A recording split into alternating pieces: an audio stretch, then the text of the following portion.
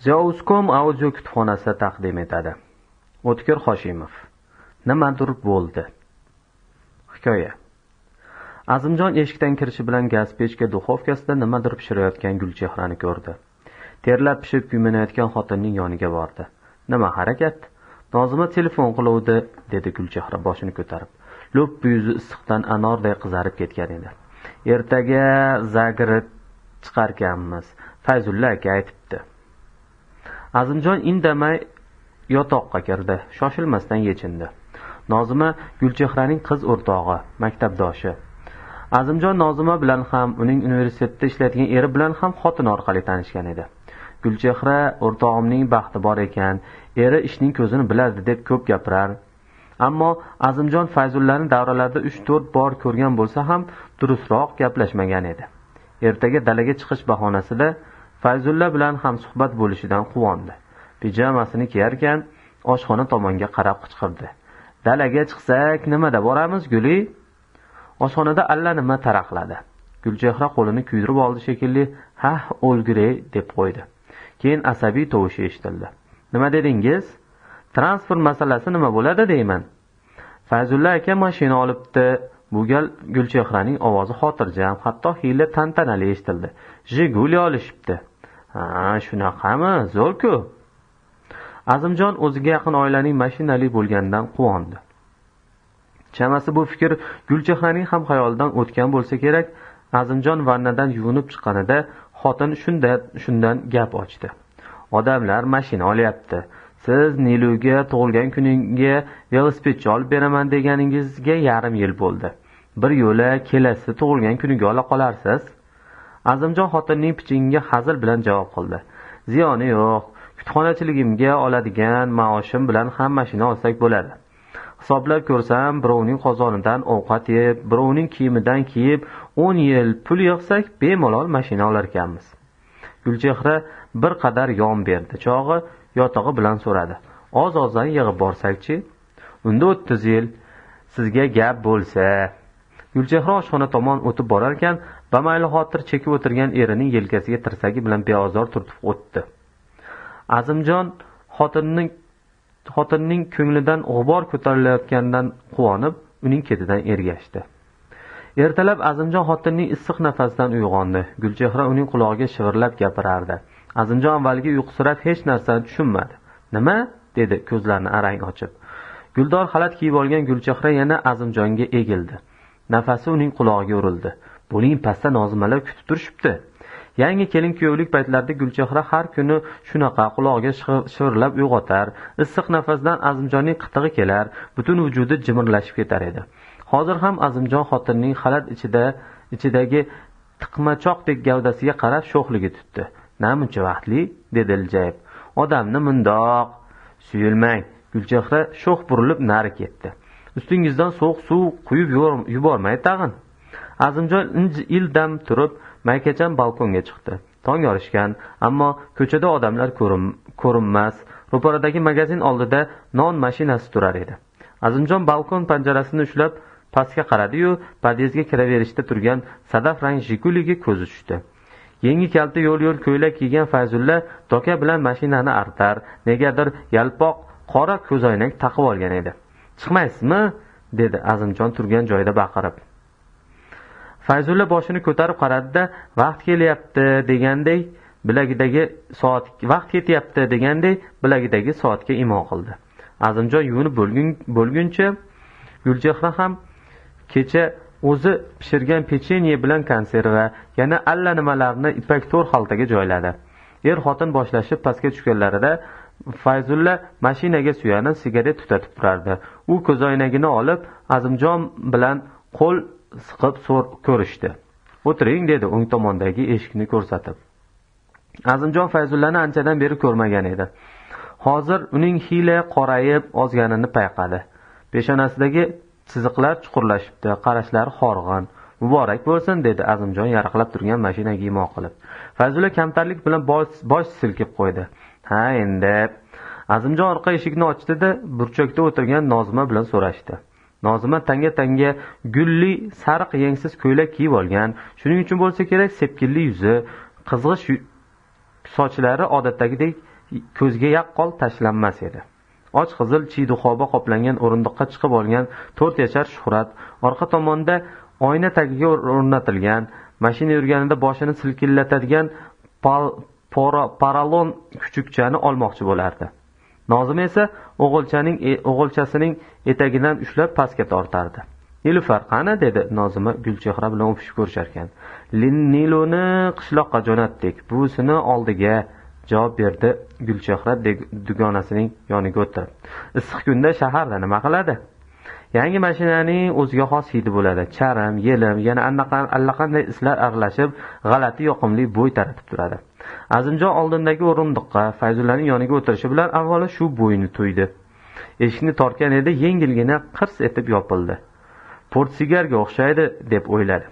Fayzullaning mashina olganidan yana quvondi.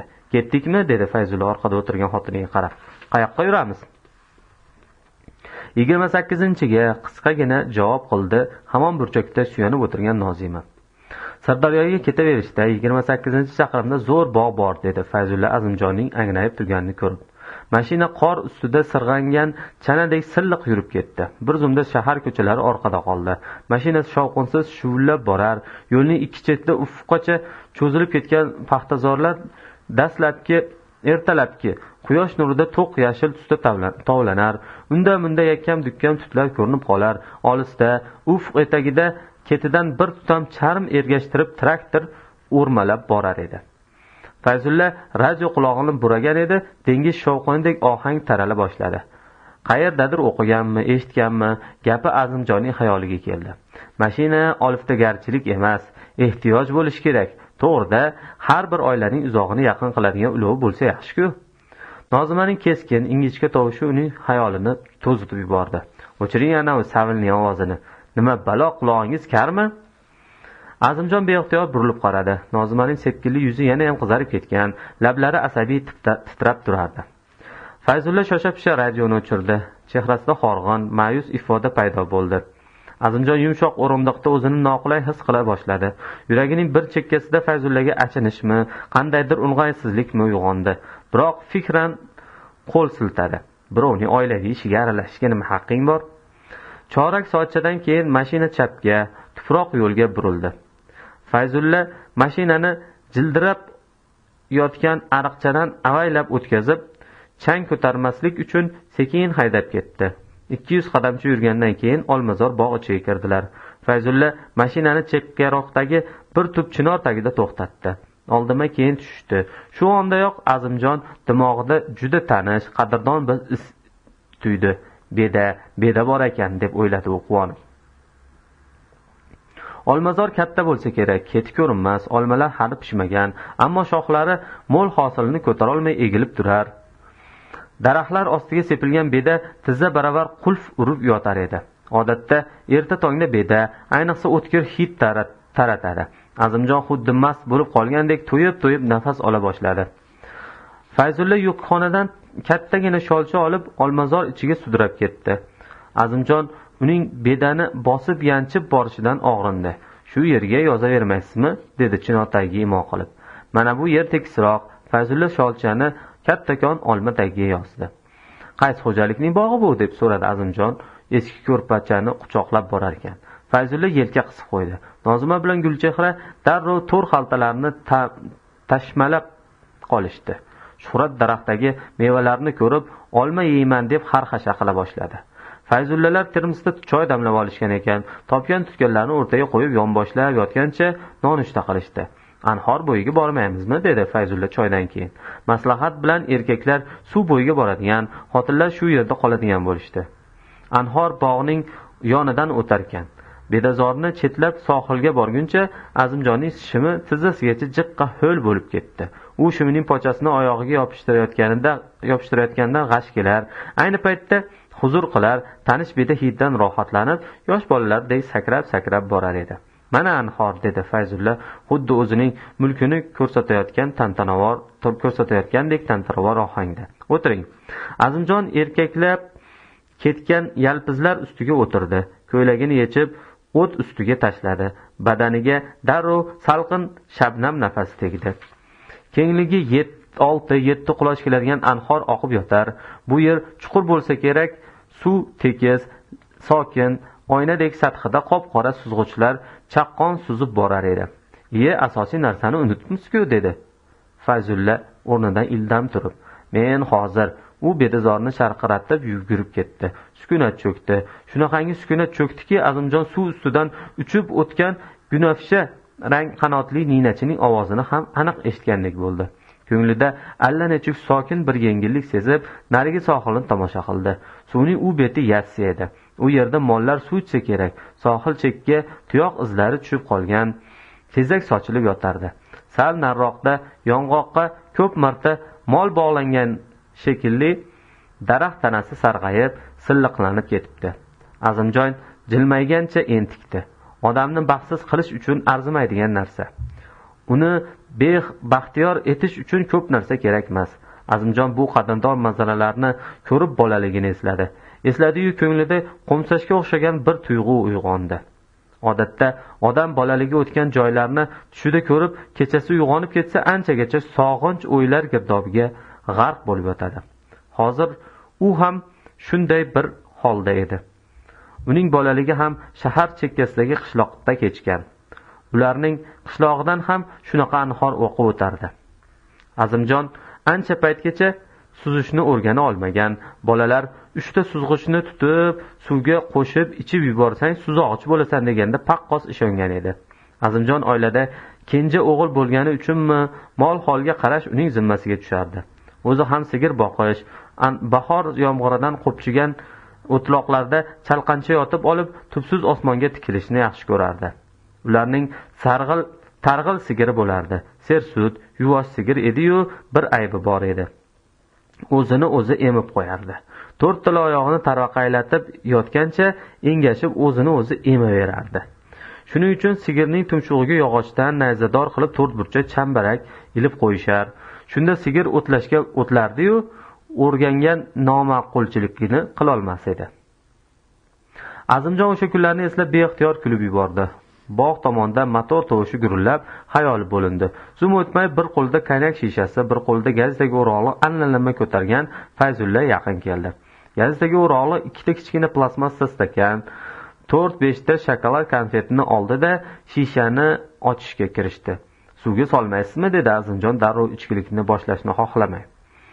U ichishni ko'p ham yoqtirmas, davralarda majbur bo'lgandan 1-2 qadah bilan kifoyalanar edi. Sovusin demoqchimisiz? Fayzulla shishani chaqqon ochar ekan mamnun kulimsiradi. O'zi sovuq, mashinada xolodilnik bor. Shunaqami? Azimjon stakanni qo'liga olib, bir zum indamay qoldi. Mashinangiz buyursin, dedi jilmayib. Rangini zo'rdan tanlabsiz. Kuchli mashina, dedi Fayzulla konfetdan gazak qilar ekan ko'zlar suzilib. Motori zo'r. Azimjon sidqidildan takrorladi. Yaxshi kunlaringizga xizmat qilsin. Fayzullaning avzoyi negadir buzildi. Qoshini chimirib, konfet qog'ozini yumaloqlab uloqtirdi. Arava meniki emas, dedi. Yana konyak qo'yib. Qaynag'amning puliga kelgan. Azimjon Nozimaning akasi ko'mir omborida boshliq bo'lib ishlashini eshitgan edi. Boya Nozima radioni o'chiring deb o'chqirganda Fayzullaning yuzida qanday ma'yus ifoda paydo bo'lgan bo'lsa, hozir ham shunday o'kinch ko'rindi. Biroq zum o'tmay labini qimtib istehzoli jilmaydi. Stakanni bir ko'tarishda eshitdi. Fayzullajon, ro'ldasiz, dedi Azimjon bosiq ovozda. Baloyam urmaydi. Fayzulla shokolad yerkan qo'l siltadi. Men birovdan qarzdor bo'lib yuradigan yigit emasman, dedi kimgadir tahdid qilib. Nega qarzdor bo'lar ekansiz? Avaz yotig'i bilan tushuntirgan bo'ldi. Qaynag'angiz o'z akangizdek gap. Qolaversa ilmiy ishingizni yoqlab olibsiz. Avaz bu gapni sidqidildan aytsa ham negadir Fayzullaga og'ir botdi. Ilmiy ishimiz. Padariga la'nat bunaqa ilmning. Dissertatsiya yoqlamagunimcha domla mana u yerimga olib keldi. U kaftining qirrasini tomog'iga arra qilib ko'rsatdi. Qildirmagan ish qolmadi. Uchastka qurdi, eshakdek ishladim. Poydevor qo'yishdan tortib lumboz bosishgacha meni tekin mardikor qildi. Qizini uzaytayotganida garnituraga qarashib borasiz, dedi. Uyga mehmon kelsa hemiri bermay bozorga g'izillatadi. Tag'in arman konyagidan bo'lsin, deydi. Fayzulla bir zum to'xtab yana ichdi. Suzilgan ko'zlarini Azimjonga tikib kuldi. mashinasining qaysi detali sinsa mening gardanimga. Hammasini qildim, hammasini. Fayzulla endi shang'illab gapira boshladi. Faqat ich kiyimini yuvib bermadim xolos. Shundan boshqa hammasini qildim. Ammo o'zini ham bopladim. Ishim tasdiqlangan kundan boshlab salomimni ham yig'ishtirib qo'ydim. Endi boshqa ahmog'ini topsin. Meniki rashshot. Azimjonning kayfiyatidagi boyagi tetiklik yo'qolgan. Narigi sohildagi yong'oqning oqish silliq tanasi ham, tuyoq izlari ham ko'ziga allaqanday fayzsiz bo'lib ko'rinar edi. Bir maqolni eshitganmisiz? Dedi Fayzulla pishqirib. Tez kayfi osharkan degan xayol Azimjonning fikridan kechdi. Indamay o'tiraverdi. Eshitgandirsiz? Fayzulla uning ko'ziga qattiq tikildi.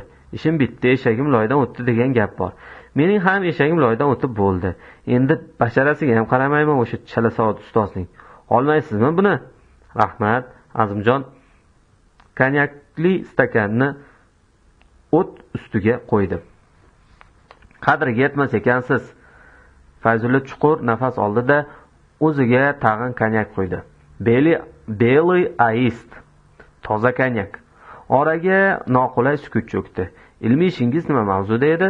Azimjon tasodifan xayoliga kelgan bema'ni savoldan o'zi ham hayron bo'ldi. Nima, siz falsafani tushunasizmi? Fayzullaning javobi o'rinli va istehzoli edi. Yo'q, dedi Azimjon o'lchaylik bilan. Fanga nima yangilik kiritdingiz demoqchi edim. Yangilik? Nima u yangilik? Fayzulla yelkasini silkitib kuldi. Dissertatsiya yoqlaganlarning hammasi yangilik yaratsa, odamlar allaqachon Marsga uchib borib, bir bo'lagini ushatib tushardi. Yangilik emish, hammasi tufta, safsata. Sizniki hammi? Nima, mening o'zim o'qib o'zibmidim? Nima, mening o'qim o'zibmidi? Fayzulla tag'in kuldi. Dissertatsiya himoya qilishdan murod pul. Maoshing oshadi. Hamma institutda falsafa degan mavhum fan bor. Unvoning bo'lsa, institutda ishlaysan. Institut degan jonivorning o'ziga yarasha dehqonchiligi bor.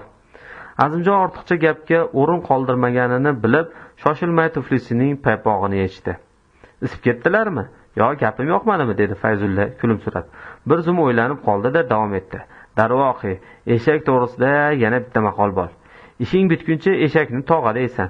Bu dunyoda nima ko'p, eshak ko'p. Mening ham tog'a deb yurgan eshaklarim bor. Loydan o'tguncha tog'a deb turaman. Qaynog'am, anavi shallaq xotin, avval loydan o'tib olay, o'zim bilaman. Bir emas, 10 ta bolasi bo'lmaydimi? Azimjon birpas tursa, bu odamni tarsaklab yuborishini bilib, ildam o'rnidan turdi. Qirg'oqdagi yalpizlarni bosib, anhor labiga bordi. Sirpanchiq sohilga oyoq qo'ydi. Anhorning chuqur sayozligini o'ylab o'tirmay suvga kirdi. Anhor chuqur emas ekan, belidan keldi. Hali kun qizib ketmagani uchun suv salqin, orom baxsh edi.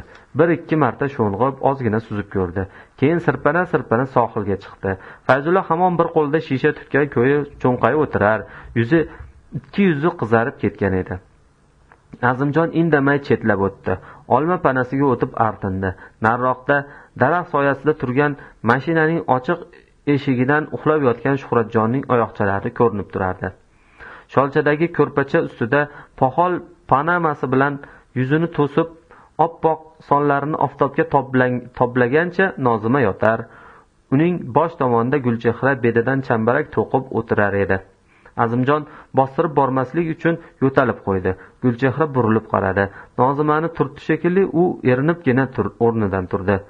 Azimjon yaqin keldi-yu, sholcha atrofidagi allaqancha beda maydoni payhon bo'lib ketganini ko'rdi. Nariroqda yarmi qizil, yarmi ko'k kattakon rezina kaptok yotardi. "Voy, cho'mildingizmi?" dedi Gulchehra erining soch qo'ligini ko'rib. Azimjon indamay bosh silkidi. "Men ketaman", dedi sovuq ohangda. Ikkala dugona hayron bo'lib baravar so'rashdi. "Voy, nega?" Azimjonni yolg'onlashdan o'zga chorasi qolmadi. "Bilasiz-ku", dedi xotiniga qarab. "Kutubxonada har yakshanba navbatchilik bor. Bu safar mening galim edi. Paqqos esimdan chiqibdi. Shoshmang, hozir olib borib qo'yadi sizni." Nozima anhor tomonga qarab ovoz berdi. "Qayoqdasiz? Hoy!"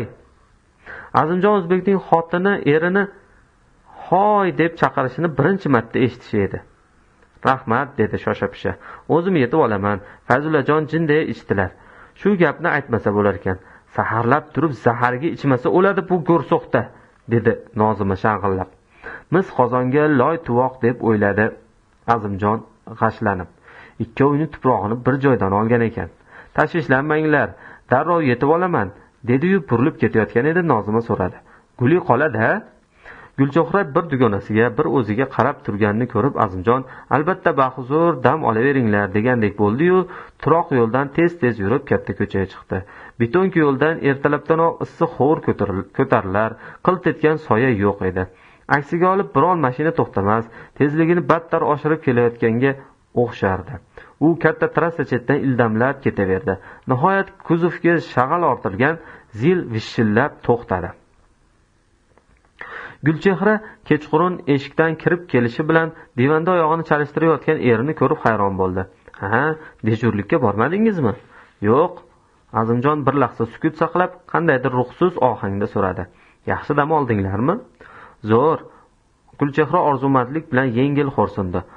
Odamlar yashashni biladi. Tagida mashina, hammasi badastur, eri chizgan chiziqdan chiqmaydi. Nozima kelasi hafta toqqa chiqaylik deyapti. "Bormaysiz", dedi Azimjon qat'iy qilib. Gulchehraning qoshi chimirildi. "Nega?" "O'shanga. Qiziq odamsiz." Gulchehra yuzini o'girdi. "O'zingiz ola olmaysiz, birovnikini ko'ra olmaysiz."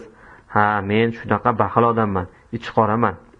Gulchehra bir lahza hayratlanib turdi-da, erining yoniga o'tirdi. "Nima bo'ldi o'zi?" "Hech nima." Gulchehra uning ko'ziga uzoq tikilib qoldi. So'ng nimadir anglagandek erining sochlarini kafti orasiga olib siladi.